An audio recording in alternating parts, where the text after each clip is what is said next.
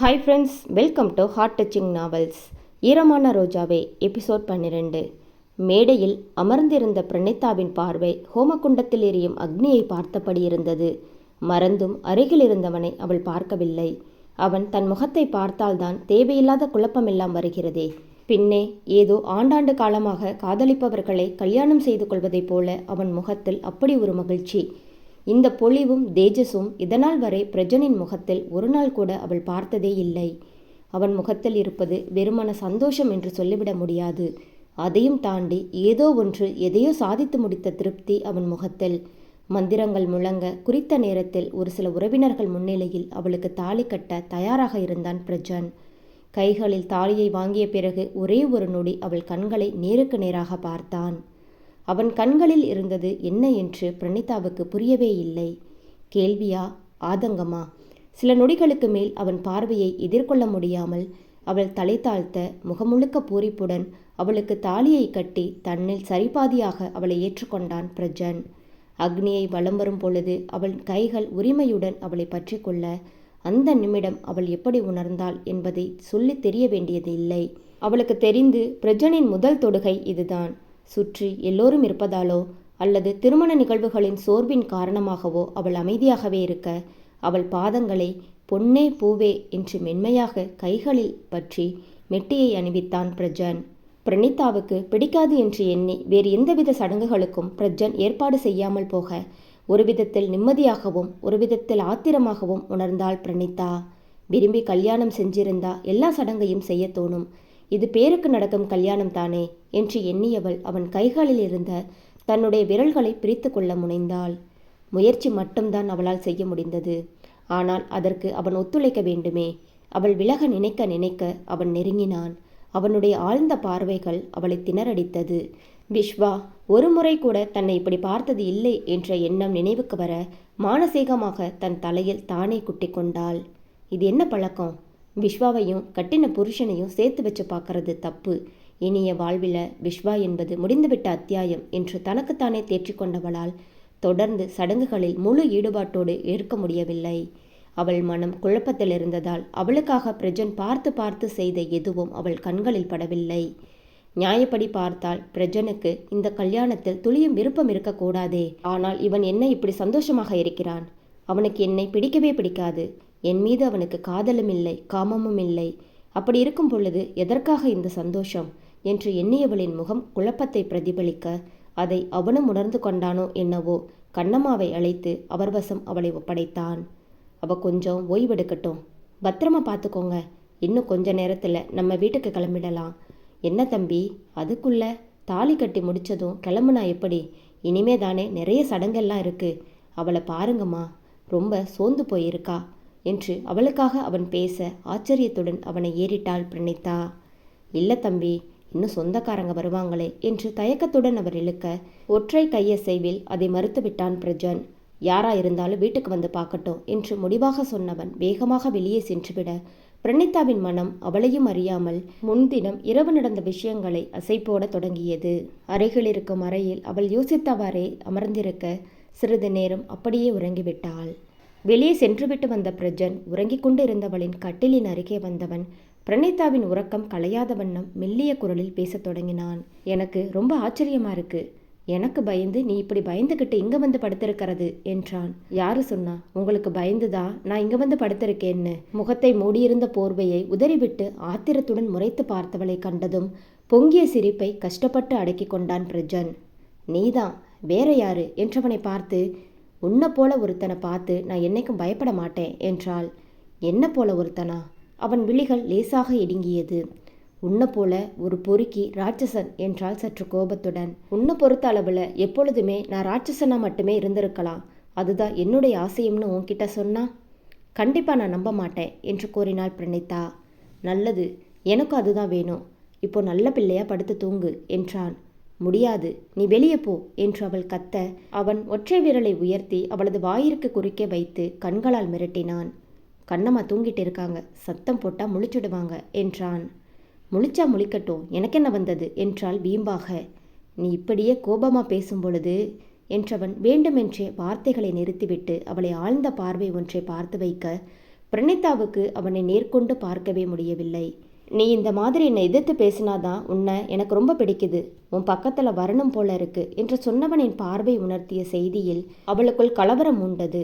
தப்பென்று வாயை மூடியவள் அரண்டு போயவனை பார்க்க, குட், இப்போ கூட அழகாத்தான் இருக்க, நேரமாச்சு, தூங்கு என்றவன் அறையில் உளிர்ந்த விளக்கை நிறுத்திவிட்டு செல்ல, ஏனோ அவனிடம் விஸ்வாவின் நிலை பற்றி கேட்க வேண்டும் என்ற எண்ணமே அவளுக்கு இல்லாமல் போனது. அதன் பிறகு சற்று நேரத்தில் கண்ணம்மா பம்பரமாக சுழன்று அவளை தயார் செய்தார். நீல நிற பட்டுப்புடவையில் தேவதை போல அழகுடன் இருந்ததை பிரணீதா கொஞ்சமும் உணரவே இல்லை. பிரணீதாவை பொறுத்த மட்டும் இந்த திருமணத்தை கடமைக்காக செய்து கொண்டாலே தவிர தன்னுடைய வாழ்க்கையை கேள்விக்குறியாக்கிய பிரஜனை ஒரு வகையில் பழி தீர்ப்பதற்காகவே இந்த திருமணம். மற்றபடி அவளுக்கு இந்த திருமணத்தில் எந்தவிதமான சந்தோஷமும் இல்லை என்பதுதான் நிஜம். பொம்மை போல இருந்தவளின் கழுத்தில் தாலி கட்டியவனுக்கு அவளது உயிர்ப்பில்லாத தன்மை சுட்டிருக்க வேண்டும். எனவேதான் தாலி கட்டும் முன் அவன் கரங்கள் ஒரு சில நொடிகள் தயங்கியது என்பதை அவளும் உணர்ந்து கொண்டாள். கழுத்தில் பாரமாக கிடந்த மாலையை கழற்றி வைத்தவளுக்கு மஞ்சள் கயிறு கோர்த்து அவன் கரங்களால் கட்டப்பட்ட தாலி அதைவிடவும் அதிக கனமாக இருப்பதைப் போல தோன்றியது. ஆனால் மாலையை கழட்டியதைப் போல அதை கழட்ட முடியாது என்று விரக்தியாக எண்ணிக்கொண்டாள். சற்று நேரத்தில் பிரஜனும் வந்துவிட அவனும் அவளுமாக மட்டும் பூக்களால் அலங்கரிக்கப்பட்ட காரில் ஏறி சென்றுவிட கண்ணம்மா தனியாக உறவினர்களுடன் வேறு காரில் அவர்களுக்கு முன்னரே சென்று விட்டார். இவர்கள் காரை விட்டு இறங்கும் பொழுது அவர்களை வரவேற்க ஆரத்தி தட்டுடன் எல்லோரும் தயாராக இருக்க முகத்தில் ஒட்ட வைத்த சிரிப்புடன் காரில் இருந்து இறங்கினாள் பிரணீதா. 2 பேரும் சேர்ந்து ஜோடியா நில்லுங்கம்மா என்று முகம் முழுக்க புன்னகையுடன் கூறிய கண்ணம்மாவை பார்த்து லேசாக சிரிக்க முயன்றவளின் சிரிப்பு அடுத்த நொடி சுத்தமாக நின்று போயிருந்தது பிரஜனின் செயலால். அவனது கைகள் அவளது தோலை சுற்றி வளைத்து கொள்ள அடுத்த நொடிகளில் ஏற்பட்ட அதிர்வில் இருந்து வெளிவர முடியாமல் திணறினாள் என்பதை அவளின் உடலில் ஏற்பட்ட அதிர்வு அவனுக்கு உணர்த்த, அதை உணர்ந்தவன் போல அவனது கைகள் ஒரு நிமிடம் ஆதரவுடன் அவளது தோள்களில் லேசான அழுத்தத்துடன் பதிந்தது. வீட்டுக்குள் நுழைந்த பின்னரும் அவன் கைகளை விலக்கி கொள்ளாமல் இருக்க, பிரணீதா, கொஞ்சம் கையை எடுங்க என்றால் யாருக்கும் கேட்காத குரலில். முடியாது என்று சொன்னவன் அவளை நெருங்கி அமர பிரணீதா வேகமாக 2 அடி தள்ளியே அமர்ந்தாள். அவளது விலகலை பொருட்படுத்தாமல் அவன் மீண்டும் மீண்டும் அவளை உரசியபடியே அமர்ந்திருக்க பிரணீதாவுக்கு கோபம் தலைக்கு மேல் வந்தது. இப்போ தள்ளி உட்கார போறீங்களா இல்லையா என்றால் யாருக்கும் கேட்காத வண்ணம் வார்த்தைகளை கடித்து துப்பினாள். அந்த ஐடியா எனக்கு இல்லை என்று அவனும் கழுத்தை லேசாக சாய்த்து கொண்டு கூற அவளுக்குள் எரிச்சல் மூண்டது. என்ன அட்வான்டேஜ் எடுத்துக்க பார்க்குறீங்களா என்றவளை பார்த்து, இல்லை, மனசில் பதிய வைக்க முயற்சிக்கிறேன் என்றான். என்னன்னு? நமக்கு கல்யாணம் ஆயிடுச்சுன்னு. என்னோட மனசிலா என்றால் லேசாக நக்கல் தோரணையில். இல்லை, என்னோட மனசில் என்று அழுத்தமாக சொன்னவன் யாரோ வந்து அழைக்கவும் எழுந்து சென்றுவிட அந்த வீட்டு ஹாலில் தனியாக இருந்தாள் பிரணீதா. அவள் மனம் முழுக்க அவன் சொல்லி சென்ற வார்த்தையிலேயே யோசித்து கொண்டிருந்தாள். குழப்பிட்டான், எப்போ பாரு இப்படி எதையாவது சொல்லி குழப்பறதே இவனுக்கு வேலையா போச்சு. அவள் போக்கில் அமர்ந்திருக்க மீண்டும் அவள் அருகில் வந்தவன் சற்று தளர்வாக சோஃபாவில் சாய்ந்து அமர்ந்து கொண்டான். உனக்கு அசதியா இருந்தா ரூம்ல போய் படுத்துக்கோ என்றான். கண்கள் ஓய்வுக்கு கெஞ்சினாலும் உறங்க செல்ல பிடிக்கவில்லை அவளுக்கு. அவன் சொன்ன வார்த்தைக்கான அர்த்தம் தெரிந்து கொள்ள வேண்டியிருந்தது. ஏன் இப்படி சொன்னீங்க என்று கேட்டாள் பிரணீதா. உண்மையைத்தானே சொன்னேன். ஓ, என்ன மாதிரி ஒரு அனாதையை உங்கள் மனைவி அப்படிங்கிற விஷயம் ரொம்ப கஷ்டப்பட்டு பதிய வச்சா மட்டும்தான் உங்கள் மனசில் பதியும் இல்லையா என்றால் கொஞ்சமும் அழுகையும் ஆத்திரமும் கலந்தவாறே. இப்படியெல்லாம் நினைக்கிறவன் எதுக்கு என்னோட வாழ்க்கையில் வரணும்? ஒழுங்கா இருந்த என்னோட வாழ்க்கையை திசமாத்தி விட்டுட்டு இப்படி நடந்துக்கணும் என்று எண்ணி வருந்த தொடங்கினாள். அவளை ஆழமாக ஒரு பார்வை பார்த்தவன் கொஞ்சம் நெருங்கி அமர்ந்து அவள் கைகளில் பற்றி கொண்டு பேசத் தொடங்கினான். நீ நம்புறியோ இல்லையோ, இதுவரை உன்னை நான் அந்த கண்ணோட்டத்தில் பார்த்ததில்லை. ஆனால் இனி அப்படி இருக்க முடியாது. நீ என்னோட மனைவி, என்னோட சரிபாதி. நம்ம வாழ்க்கை நல்லபடியாக போகணும்னு நான் விரும்புகிறேன். அதுக்கு முதல்ல உன்னை என்னோட மனைவின்னு என்னோட மனசில் பதிய வைக்கணும் இல்லையா? அதுக்காகத்தான் இதையெல்லாம் செய்கிறேன். மற்றபடி நீ சொன்ன எந்த காரணமும் இல்லை என்றவன் கண்ணம்மா வரவும் பேச்சை அத்தோடு நிறுத்தி கொள்ள பிரணீதாவுக்கு ஒருபுறம் நிம்மதியாகவும் ஒரு புறம் அழுகையாகவும் வந்தது. இதுக்கு முன்னாடி என்ன அப்படி நினைக்காதவர் கடைசி வர நல்லவராகவே இருந்திருக்கலாமே என்று யோசித்தாள். நல்ல நேரம் பார்த்து இருவருக்கும் பாலும் பழமும் கொடுக்க அவளை சீண்டிக் கொண்டு எல்லாவற்றையும் செய்தான் பிரஜன். அவனது இந்த புது நெருக்கத்தால் இயல்பாக இருக்க முடியாமல் தவித்து போனாள் பிரணீதா. சுற்றிலும் எல்லோரும் அவனது உறவினர்களாகவே இருக்க ஒன்றும் மறுத்து பேச முடியாமல் பல்லை கடித்த வண்ணம் அமைதியாக இருந்தாள் பிரணீதா. ஒரு வழியாக அவனது சேட்டைகள் முடிவுக்கு வந்ததும் ஓய்வெடுக்கப் போவதாக சொல்லிக்கொண்டு அவள் மாடி அறைக்குள் நுழையவும் அவனும் பின்னோடு வரவே தோன்றிய எரிச்சலை மறைக்காமல் முகத்தில் காட்டினாள் பிரணீதா. இப்போ எதுக்கு என் பின்னாடியே வரீங்க என்று கோபமாக கேட்க, இது என்ன அநியாயமா இருக்கு, என் பொண்டாட்டி பின்னாடி நான் வரேன் என்று அவன் நியாயம் பேச அவளோ பல்லை கடித்தாள். இப்போ எதுக்கு வந்தீங்க, அதை மட்டும் சொல்லிட்டு கிளம்புங்க, எனக்கு ரெஸ்ட் எடுக்கணும் தனியா என்றவள் கோபத்துடன் சொல்ல, அதற்கெல்லாம் அசந்து போய் விடுவானா பிரஜன்? அவன் பேசிய பேச்சில் அவளது அசதியை காக்கா தூக்கி கொண்டு பறந்து போய்விட்டது. நானும் அதை சொல்ல தான் வந்தேன், நல்லா தூங்கி ரெஸ்ட் எடு அப்பதான் என்று சொன்னவனை கண்கள் விரிய பார்க்க, என்ன முழிக்கிற, இன்னைக்கு நமக்கு ஃபர்ஸ்ட் நைட் இல்லையா என்று சொன்னவன் உற்சாகமாக விசில் அடித்தவாறே அங்கிருந்து செல்ல, கதவை சாத்த வேண்டும் என்று எண்ணம் கூட தோன்றாமல் அவள் அப்படியே பேய் அறைந்தது போல் நின்று கொண்டிருந்தாள். தூங்க சொல்லிவிட்டு அவன் சென்றாலும் உறக்கம் ஏனோ வர மறுத்தது அவளுக்கு. அறைக்குள் குறுக்கும் நெடுக்குமாக நடந்து பார்த்தாள். விரல்களில் இருந்த நகம் முழுவதும் கடித்து துப்பி விரல்களையும் கடித்து துப்ப ஆரம்பிக்கும் வரையிலும் கூட அவளது பதட்டம் குறையவில்லை. 5 மணி வாக்கில் அவளது அறைக்கு வந்த பிரஜன் அவளது பதட்டத்தை பார்த்து உள்ளுக்குள் சிரித்து கொண்டான். என்னம்மு, கொஞ்ச நேரம் கூட தூங்கல போல என்றவன் ஒன்றும் அறியாதவன் போல, தூங்குற மாதிரி பேச்சாடா நீ பேசிட்டு போன என்று மனதுக்குள் நினைத்து கொண்டாள். பிரணீதா அவனை உற்று பார்த்தாள். அவளுக்குள் 1000 கேள்விகள். அது அத்தனைக்கும் பதில் அவனிடம் இருக்கும் என்று தோன்றியது. ஆனால் அவன் அதற்கான விடைகளை சொல்வான் என்ற நம்பிக்கை அவளுக்கு சிறிதுமில்லை. எப்படி உங்களால் எதுவுமே நடக்காத மாதிரி இருக்க முடியுது என்றால் அவன் கண்களை நேருக்கு நேராக பார்த்து, இதோ பாரு அம்மு, இப்போ நான் சொல்கிறத நல்லா ஞாபகம் வச்சுக்கோ, என்னை மறுபடியும் சொல்ல வைக்காத. நான் தப்பே செய்யலைன்னு சொல்லலை, தெரியாமல் செஞ்சுட்டேன் அப்படின்னு சொல்லலை, செஞ்ச தப்பை திருத்த முயற்சி செய்கிறேன், அதுக்கு நீ உதவி செய்யணும் மட்டும்தான் சொல்கிறேன் என்றான் பிரஜன். இப்படியெல்லாம் பேசினா எனக்கு ஏற்பட்ட வழி காணாமல் போயிடுமா? இப்படியெல்லாம் பேசி என்ன சொல்ல வரீங்க? நீங்கள் எனக்கு செஞ்ச கொடுமையை மறந்துட்டு நான் உங்களோட சேர்ந்து குடும்பம் நடத்தணும்னு சொல்கிறீங்களா என்றாள் பிரணீதா. அம்மு, நீ நடந்து முடிஞ்சதை பற்றி யோசித்து இருக்கிற வாழ்க்கையை நாசமாக்க பார்க்குற என்றவனை பார்த்து, நான் மேற்கொண்டு என்ன நடக்கணும்னு யோசிக்கிறேன். உங்களுக்கு எல்லாம் மனசாட்சின்னு ஒன்று இருக்கா இல்லையா என்றாள். நான் தப்பு செஞ்சேன்தான் பிரணீதா, அதை மறுக்கலை. அதுக்கு பரிகாரமாக உன்னை கல்யாணமும் செஞ்சுக்கிட்டேன். இன்னும் என்ன செய்யணும்னு எதிர்பார்க்கிற என்று அவன் கேட்ட விதம் அவளுக்கு கோபத்தை தான் கிளறியது. என் வாழ்க்கையிலேயே நீங்கள் வராமல் இருந்திருக்கணும். அப்படி இருந்திருந்தா எந்நேரம் நான் ரொம்ப சந்தோஷமாக இருந்திருப்பேன். பிரஜனின் பார்வையில் வெப்பம் கூடிக்கொண்டே போனது. அதாவது அந்த விஸ்வா கூட சந்தோஷமாக இருந்திருப்பேன்னு சொல்றியா என்றான். ஆமாம், அதில் என்ன சந்தேகம் என்றாள் அவளும் கோபத்துடன். அவன் முகத்தில் இருந்த கோபம் கொஞ்சம் கொஞ்சமாக குறைந்து முகமுழுக்க புன்னகையை பூசிக்கொண்டான்.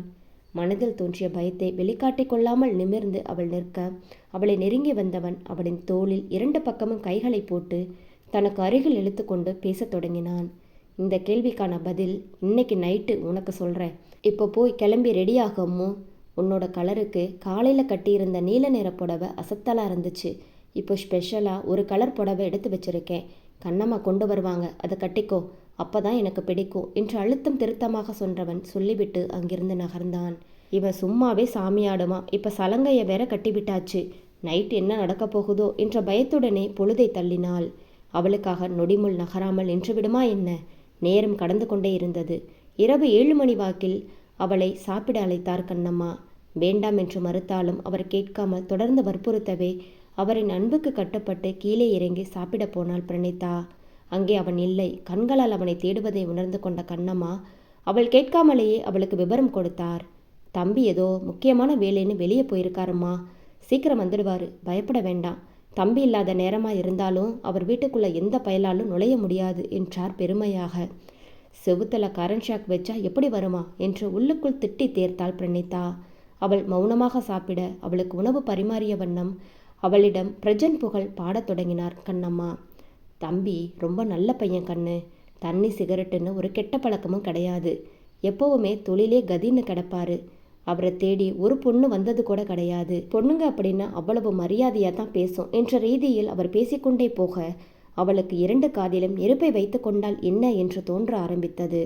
அவர் சொன்ன எல்லாமே உண்மை என்பது அவள் அறிந்த ஒன்றுதானே. அவளை அவன் கடத்தி வைத்திருந்த நாட்களில் ஒரு நாள் கூட அவன் குடித்தோ சிகரெட் பிடித்தோ அவள் பார்த்ததில்லை. அவளிடம் கூட கண்ணியமாகத்தானே நடந்து கொண்டான். ஏமா பாதி சாப்பாட்டில் எழுந்துட்டீங்க, போதும் என்றவள் அத்தோடு பேச்சை முடித்துக்கொண்டு அறைக்கு சென்றுவிட அடுத்த சில நிமிடங்கள் கழித்து வீட்டுக்குள் வந்தான் பிரஜன். அவன் முகமுழுக்க யோசனையும் குழப்பமும் சூழ்ந்திருந்தது. எதுவுமே பேசாமல் சாப்பிட அமர்ந்தவன் மௌனமாக சாப்பிட்டு விட்டு எழ, கண்ணம்மா, பிரணீதா சரியா சாப்பிடல என்று கூற அவன் கேள்வியாக அவர் முகம் பார்த்தான். என்ன நடந்துச்சு? ஏன் பாதி சாப்பாட்டில் எழுந்து போனா என்று அவன் கேட்க, ஒன்றுமில்லை தம்பி, உங்களை பற்றி நல்ல அபிப்பிராயம் வரட்டும்னு உங்களை பற்றி கொஞ்சம் நல்ல விதமாக சொன்னேன். படக்குன்னு பாதி சாப்பாட்டில் எழுந்து போயிட்டாங்க என்றார் வருத்தத்துடன். அவளுக்கு என் மேலே கெட்ட அபிப்பிராயம்னு உங்களுக்கு யார் சொன்னதுமா? அவளுக்கு என்னை பற்றி ரொம்ப நல்லாவே தெரியும். என் மேலே அவளுக்கு ரொம்பவும் நம்பிக்கை இருக்குது, மரியாதையும் இருக்குது. அதுதான் அவளோட கோபத்திற்கு காரணம் என்றான் தெளிவாக. நான் அவளுக்கு புரிய வச்சிடுவேம்மா, நீங்கள் அதையெல்லாம் யோசித்து வருத்தப்படாதீங்க என்று அவருக்கு ஆறுதல் சொல்லிவிட்டு யோசனையுடன் கீழே இருந்த மற்றொரு அறைக்குள் புகுந்து கொள்ள, மற்ற வேலைகளை எல்லாம் முடித்து கொண்டு மாடியில் அவளை தயார் செய்ய ஆரம்பித்தார் கண்ணம்மா. அவளது அறைக்கு பக்கத்து அறைக்கு அவளை அழைத்துச் சென்று உடைமாற்றி நகை அணிவித்து என்று வழக்கமான காட்சிகள் நடந்தேற பிரணீதாவின் இதயம் வெளியே கேட்காத வண்ணம் வேகமாக துடித்து கொண்டிருந்தது. அவள் ஒன்றும் குழந்தை கிடையாது. திருமணத்தை ஆசையாய் எதிர்பார்த்தவள் தானே. ஆனால் பிரஜனை அவள் இந்த இடத்தில் வைத்து பார்த்து யோசித்ததே இல்லை. அதுவும் மாலை அவன் பேசிய பேச்சில் அவளுக்கு இன்னும் பயம் கூடி போயிருந்தது. பிரஜன் பிடிக்கும் என்று சொன்ன காரணத்தினாலேயே அவன் சொன்ன புடவையை விடுத்து வேறு புடவையை எடுத்து கட்டிக்கொண்டாள் பிரணீதா. கண்ணம்மா ஒரு மௌன பார்வை பார்த்துவிட்டு எனக்கு எதுக்கு வம்பு என்ற ரீதியில் அவளை அலங்கரிக்கும் வேலையை செய்யத் தொடங்கினார்.